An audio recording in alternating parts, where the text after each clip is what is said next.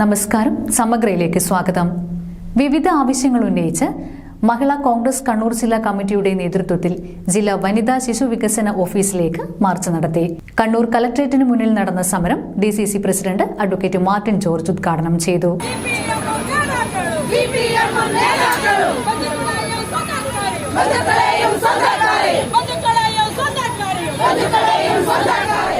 Anganwadi worker helper നിയമന ലിസ്റ്റിലെ രാഷ്ട്രീയവൽക്കരണം ഉപേക്ഷിക്കുക, CPM നേതാക്കളുടെ ബന്ധുക്കളെയും സ്വന്തക്കാരെയും തിരികെ കയറ്റിയ നിയമന ലിസ്റ്റ് റദ്ദു ചെയ്യുക തുടങ്ങിയ ആവശ്യങ്ങൾ ഉന്നയിച്ചായിരുന്നു പ്രതിഷേധ സമരം.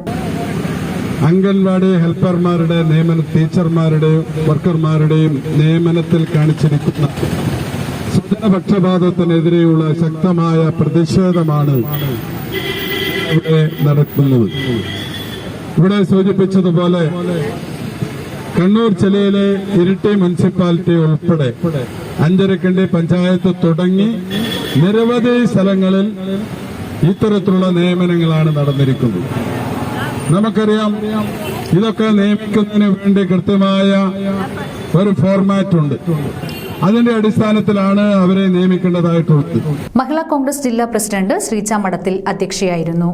മഹിളാ കോൺഗ്രസ് സംസ്ഥാന vice president Rajani Ramanand, Amritha Ramakrishnan, Ranjith Narath, Pushpalatha KV തുടങ്ങിയവർ സംസാരിച്ചു.